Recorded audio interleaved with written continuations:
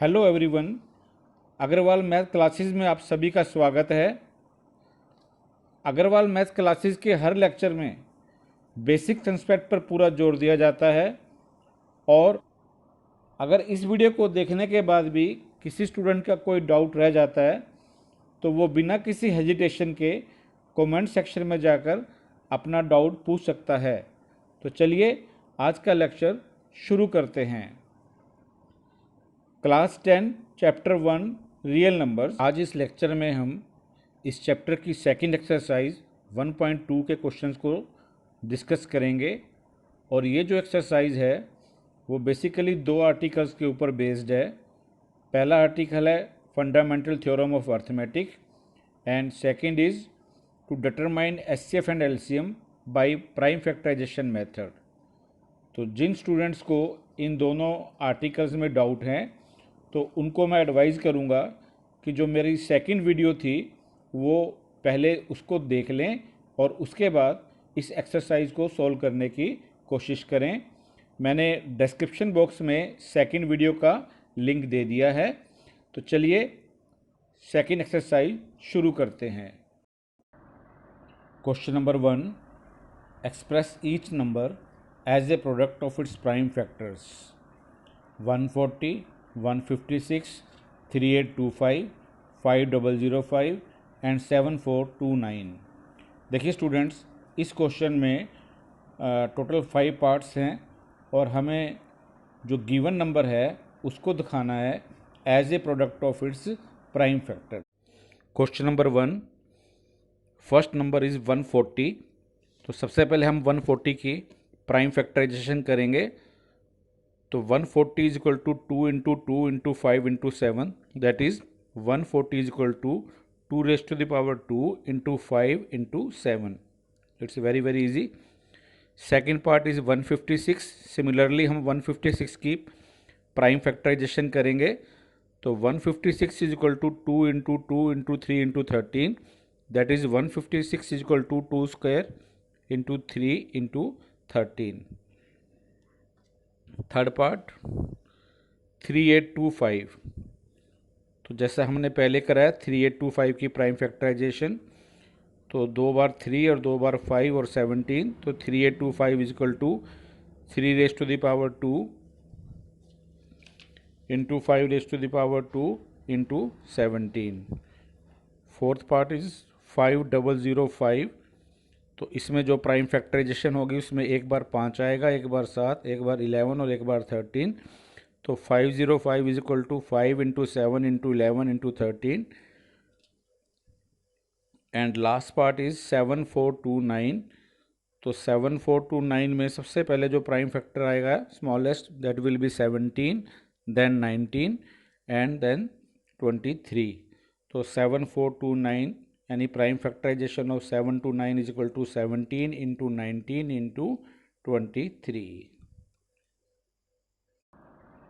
Question number 2, find the LCM and HCF of the following pairs of integers and verify that LCM into HCF is equal to product of the two numbers. First part is 26 and 91, second 510 and 92 and third one is 336 and 54। इस question में total 3 parts हैं और हमें हर part में 2 number given है और हमें पहले उनका एलसीएम और एचसीएफ निकालना है और उसके बाद ये शो करना है कि एलसीएम और एचसीएफ का जो प्रोडक्ट है वो इक्वल है first number into second number. तो सेकंड क्वेश्चन में जो फर्स्ट पार्ट है उसमें जो हमारा पेयर है नंबर्स का वो है 26 और 91। तो हम 26 और 91 के पहले प्राइम फैक्टराइजेशन करेंगे। तो 26 is equal to 2 into 13 and 91 is equal to 7 into 13। तो जब हम एचसीएफ लेंगे तो उसमें हम कॉमन फैक्टर देखते हैं। तो दोनों में जो कॉमन फैक्टर है वो 13 है और सेम पावर है 13 raise to the power 1।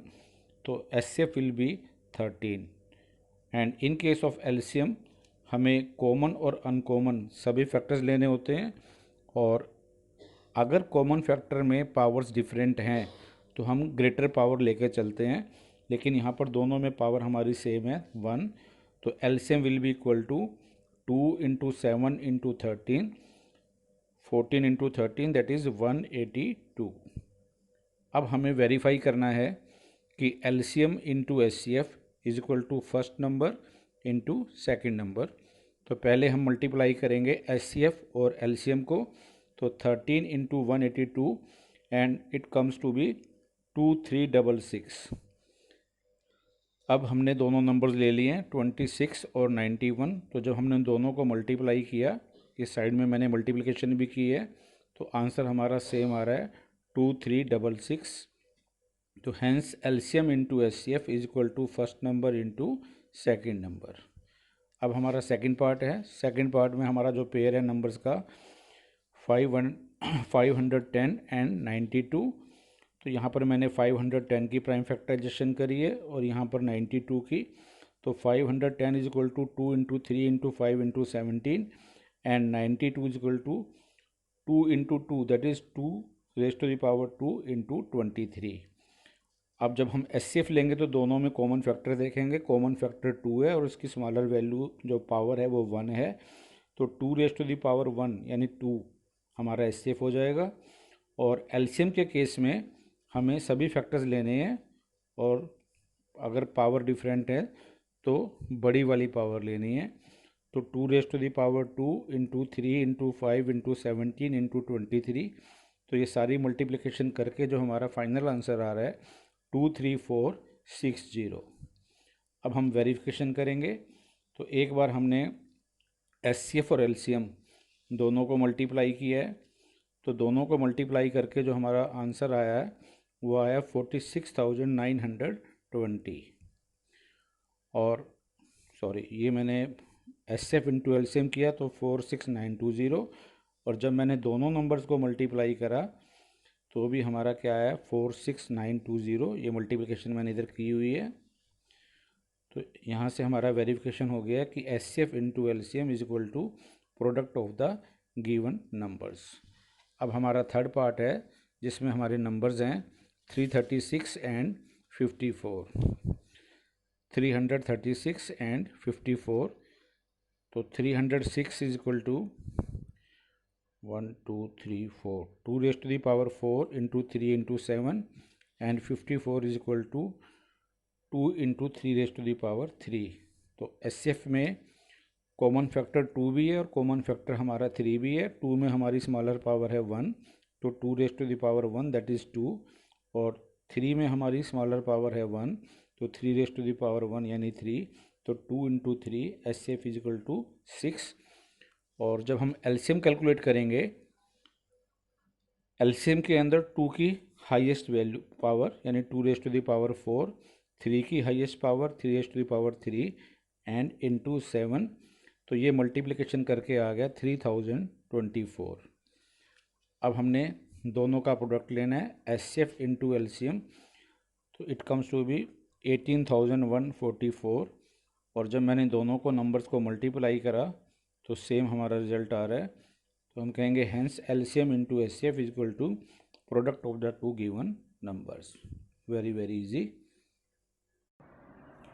Question number 3, find the LCM and HCF of the following integers by applying the prime factorisation method.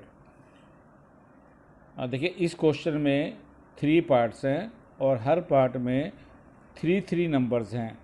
तो हमें तीनों नंबर्स का प्राइम फैक्टराइजेशन मेथड लगाकर एलसीएम और एचसीएफ फाइंड आउट करना है।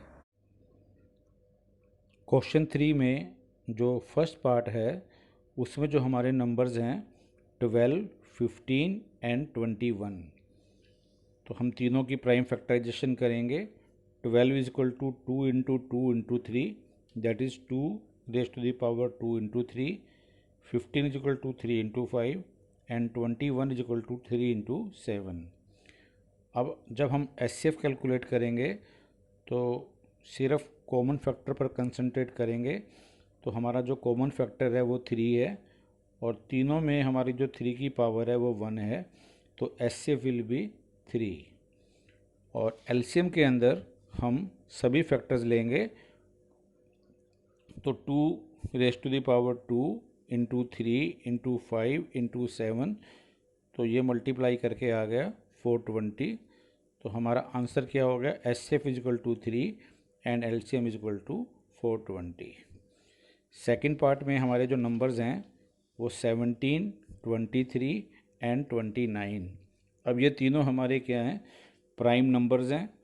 इनका कोई भी कॉमन फैक्टर नहीं होगा, यानी ये नंबर्स आपस में क्या हैं, को प्राइम हैं। तो इनकी जब हम प्राइम फैक्टराइजेशन करेंगे तो आपको ऐसे ही लिखना पड़ेगा, 17 is equal to 17, 23 is equal to 23, 29 is equal to 29। तो एच एफ कैलकुलेशन में जब अगर कोई भी कॉमन फैक्टर ना हो तो हम कहते हैं कि उनका एच एफ क्या होता है, दैट इज़ 1। तो no common factor, hence H F is equal to 1। यानी ये जब नंबर्स हमारे आपस में को प्राइम हो तो उनका एच एफ हमेशा 1 होता है। और इन केस ऑफ एलसीएम हम सिंपली उनका आपस में प्रोडक्ट ले लेते हैं। तो जब एलसीएम होगा 17 इंटू 23 इंटू 29, तो ये मल्टीप्लिकेशन करने के बाद आ गया 11,339। Third part is 8, 9 and 25। 8 की prime factorisation 2 raise to the power 3, 9 की 3 raise to the power 2 and 25 5 raise to the power 2। तो इसमें भी हमारे पास कोई भी कॉमन फैक्टर नहीं है।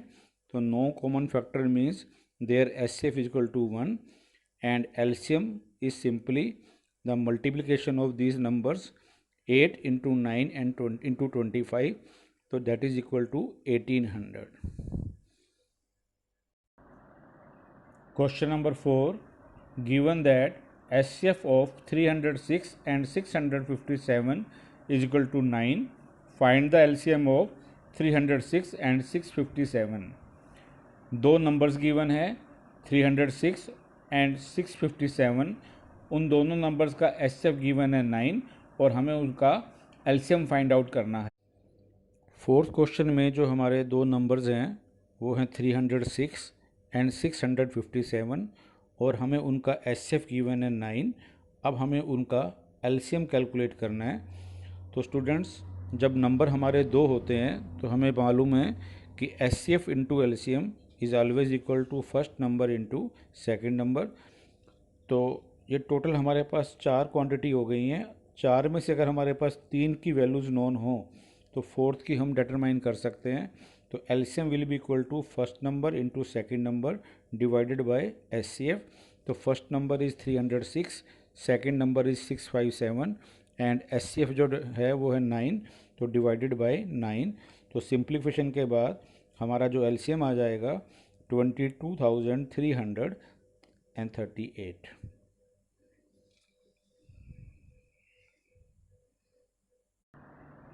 Now question number 5.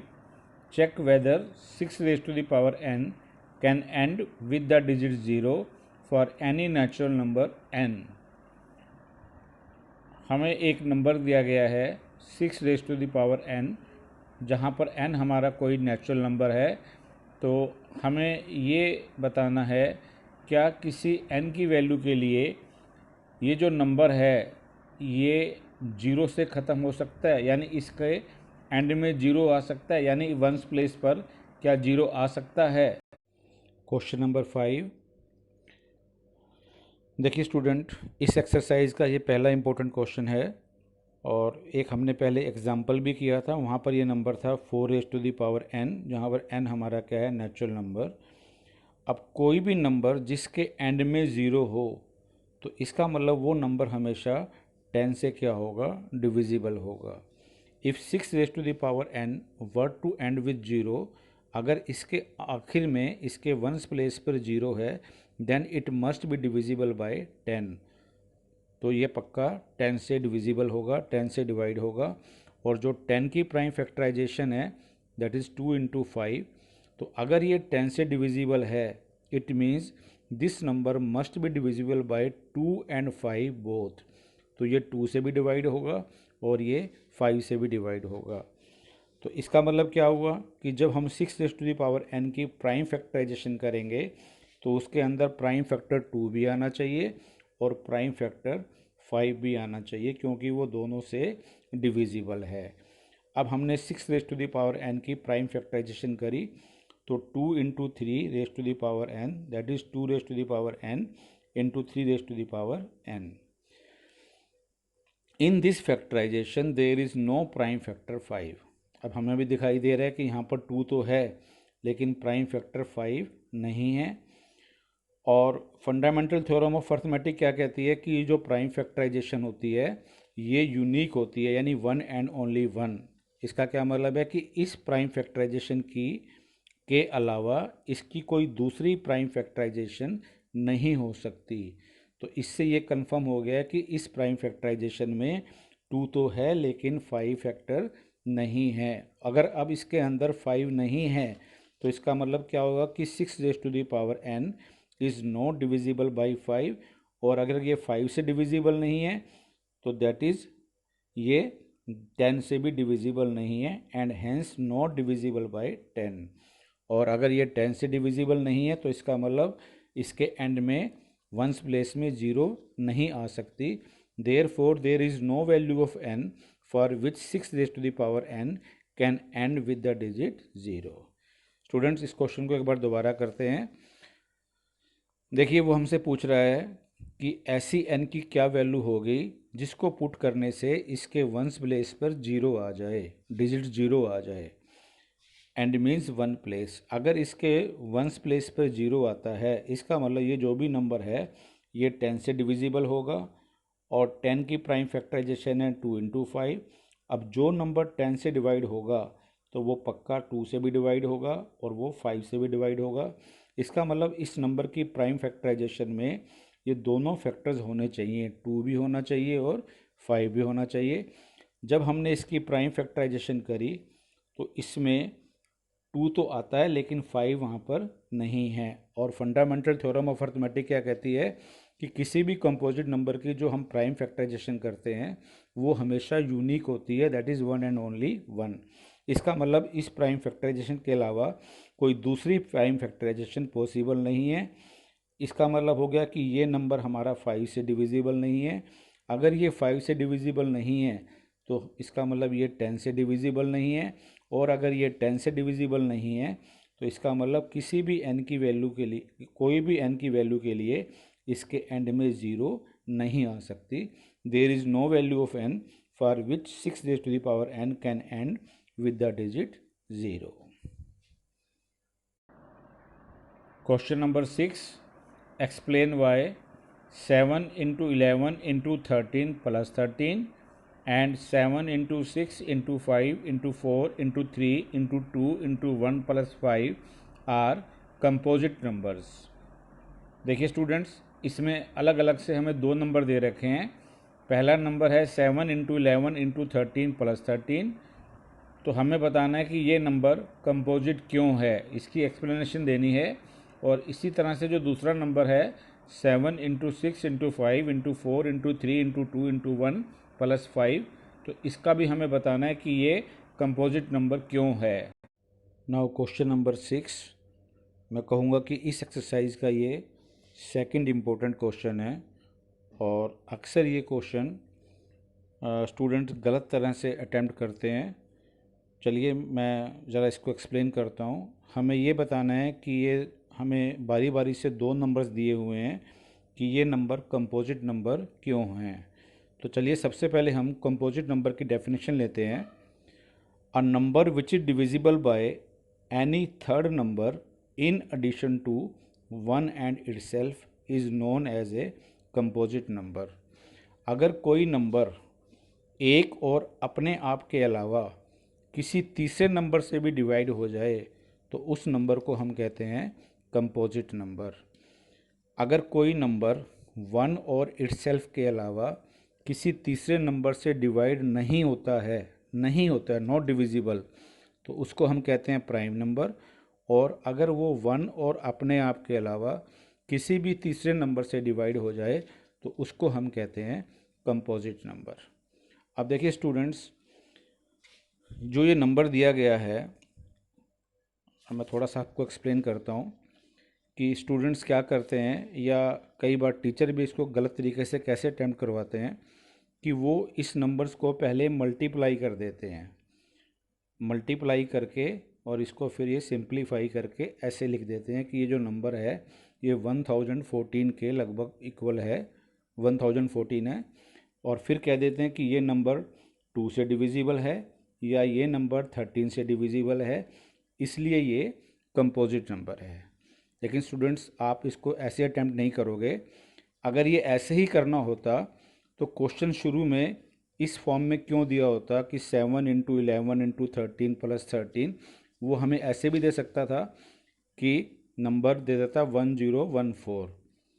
अब क्योंकि उसने इस फॉर्म में दिया है तो हम इसी फॉर्म में इसका आंसर देंगे 7 इंटू 11 इंटू 13 प्लस 13। अब देखिए ये हमारे पास दो टर्म्स हैं।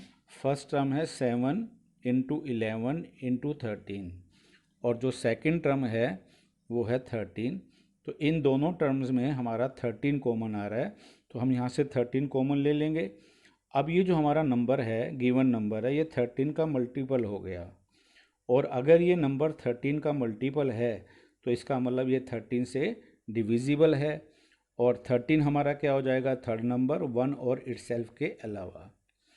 So the given number is a multiple of 13, hence it is divisible by 13 in addition to 1 and itself, therefore by definition it is a composite number। अब second case देखिए। Second case में हमारे पास है 7 into 6 into 5 into 4 into 3 into 2 into 1 plus 5। तो first term हमारी यहाँ से लेकर यहाँ तक हो जाएगी और सेकंड टर्म हमारी हो जाएगी 5। अब इन दोनों टर्म्स में हमारे पास 5 कॉमन है, तो हम ये 5 कॉमन ले लेंगे।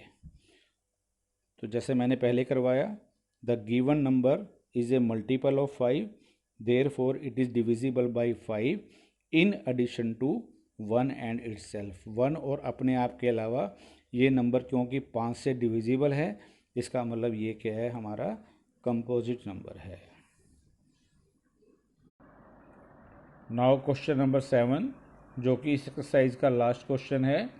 There is a circular path around a sports field.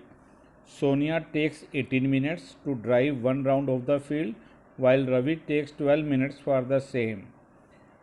एक स्पोर्ट्स फील्ड के चारों तरफ सर्कुलर पाथ है, उसका एक राउंड लगाने में सोनिया को 18 मिनट लगते हैं जबकि रवि को 12 मिनट लगते हैं।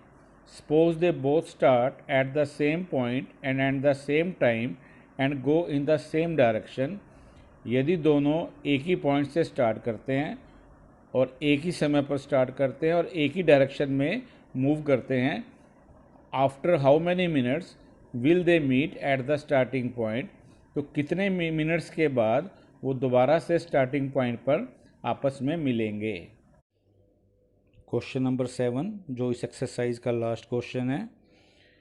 एक स्पोर्ट्स फील्ड के चारों तरफ सर्कुलर पाथ है। तो ये जो मैंने बिटवीन टू सर्कल जो ये वाला है, समझ लीजिए ये हमारा क्या है, सर्कुलर पाथ है। अब दो पर्सन है हमारे पास, एक सोनिया और एक रवि। सोनिया जो इसका एक राउंड पूरा करती है वो 18 मिनट्स में करती है और रवि इसका जो एक राउंड पूरा करता है वो 12 मिनट्स में करता है। They both start at the same point and at the same time and go in the same direction. मैंने आपको समझाने के लिए यहाँ पर एक पॉइंट मार्क कर लिया ए और ये एरो दिखा दिया कि दोनों के दोनों इस डायरेक्शन में इसका राउंड लगाते हैं। तो सोनिया जब एक राउंड पूरा करेगी तो वो यहाँ पर 18 मिनट के बाद दोबारा पहुँचेगी। फिर जब वो दूसरा राउंड पूरा करेगी तो 18 प्लस 18 तो 36 मिनट्स के बाद पॉइंट ए पर पहुँचेगी। उसके बाद थर्ड राउंड जब लेगी तो 36 plus 18 54 and then 72 and so on. तो सोनिया का इस पॉइंट पर पहुंचना या तो 18 मिनट के बाद होगा या 36 मिनट के बाद होगा या 54 मिनट्स के बाद होगा या 72 मिनट्स के बाद होगा।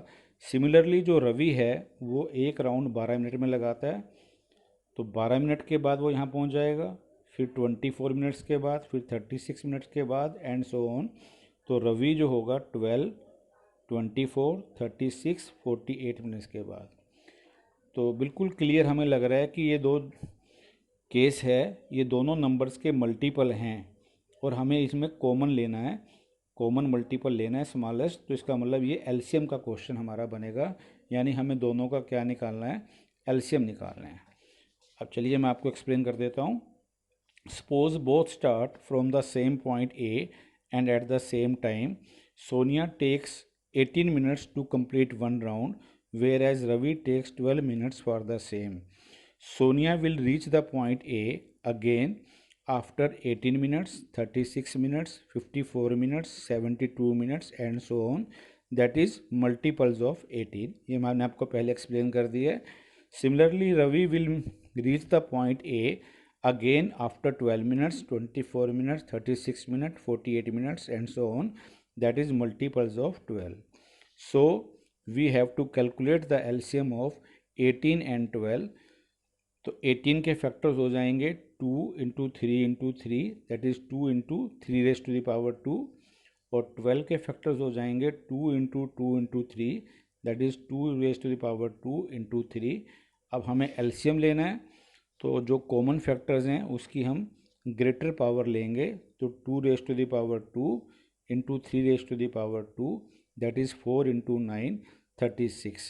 तो इसका मतलब क्या है कि 36 मिनट्स के बाद दोनों सेम पॉइंट पर इकट्ठे हो जाएंगे, hence they will meet again at the starting point after 36 minutes. तो स्टूडेंट्स, आज की क्लास में बस इतना ही। अगर किसी भी स्टूडेंट का कोई भी डाउट है तो वो प्लीज़ कमेंट सेक्शन में जाकर अपना डाउट मुझसे पूछ सकता है।